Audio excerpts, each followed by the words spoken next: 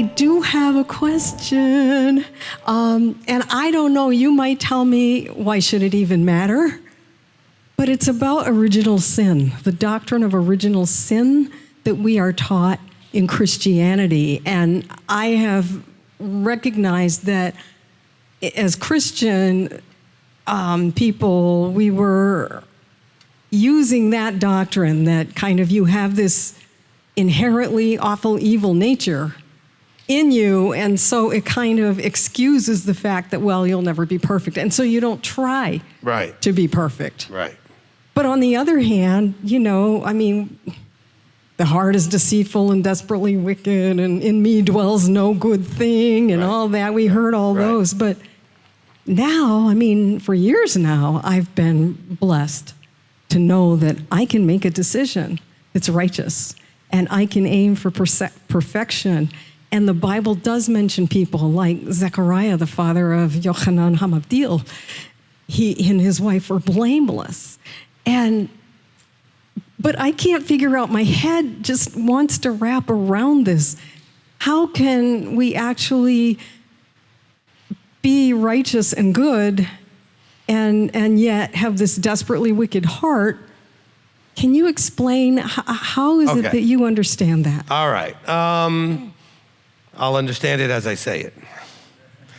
All right, no, so here's the thing, and I think I've taught this actually in all kinds of different pieces and parts throughout the teachings, but let me just kind of piece it together here in a more holistic way maybe, okay?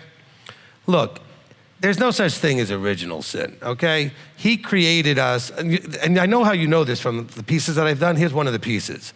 I told you, my little hallucination, that at the beginning of all things, in the beginning was the Word, right? And the Word was with Elohim, the Word was Elohim. That at the beginning of all things, the Son came to the Father and said, hey, I want to create something, all right? Because remember, the whole plan for salvation and reward and everything else was all planned before the first thing was started, okay? He was slain from before the foundation of the world. So that being said, in their conversation, this is my idea, okay? As I piece it together, the Father was like, no problem, that's a great idea. But you understand that to do this, and we create human beings, and they're going to mess up, and I'll tell you why in a minute, and they're going to mess up, and you'll need to die for them, and all that. So the whole thing was discussed in some way. And he agreed before anything got started that this was going to play out. Okay, so you've heard me teach this before. A lot of you have heard it. I know you have for sure, okay? It just depends on where people start, but you go back almost to the beginning of this round here, so in about almost 12 years. So the thing is, all right, what we have is he created free will beings with malleable plastic, okay, plastic means it can be changeable, elements in our personalities where we can become this or that. We can make choices right or wrong. We can desire this or that, whether it's right or wrong for us. And so he knew giving us that nature, which is the nature that also would sing praises to him, the nature that would love him beyond, not just love him because he made us to love him, right? But choosing to do that might also make other choices. So he knew that we had a nature that would sin. So it's not that there's an original sin and everything would have been fine if they hadn't screwed it up. I mean, everybody wants to blame Adam and everybody for screwing it up. No, anything he had created, any human being would have messed it up at some point.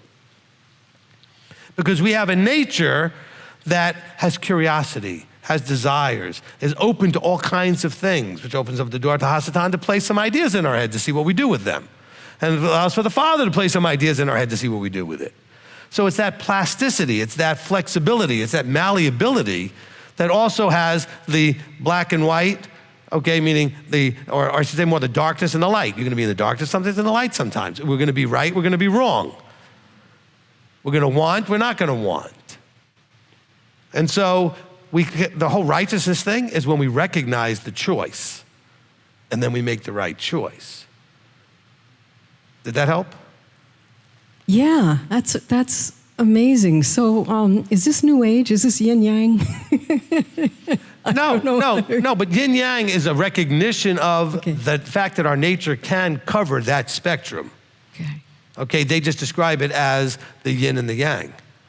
But you've got you've got all of that in you, and he wants you to overcome the darkness with the light. And that's all darkness and light teaching, okay?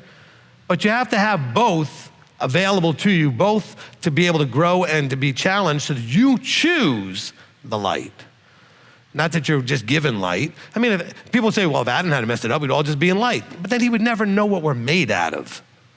Okay, so that's what Hasatan's purpose is, to see what we're made out of. Well, here's something tempting to you, and he says you can't have it. What do you think? You want it anyway? What do you want to do with that? I mean, that's our life. And so that's human nature. And our human nature can manifest as dark or as light, and everything in between. I think I got hung up on Yetzer Hara, that all we have is an evil inclination. Right. But you're saying we have a Yetzer Tov. Well, it's the point is the people who are, we call it tzaddik, are the ones who have overcome that part of our nature called the Yetzer Hara, the evil inclination. Not that we are just evil inclination. We all have evil inclinations and good inclinations. Even worldly people will step up and do something that is a good deed that everybody would agree, wow, that was a great thing that you just did. People that have no vertical beliefs whatsoever have showed up in North Carolina to help everybody out there. There were some that went out there who were just worldly people who just have a heart to do some good things, right? That's a Yetzer Tov. That's a good nature, inclination to do good. But there's also those that have this, they're more immersed in doing mostly the bad stuff. So you're doing a battle. And your battle, that's the darkness and light teaching. The battle is between your nature, which can go either way, who's gonna win?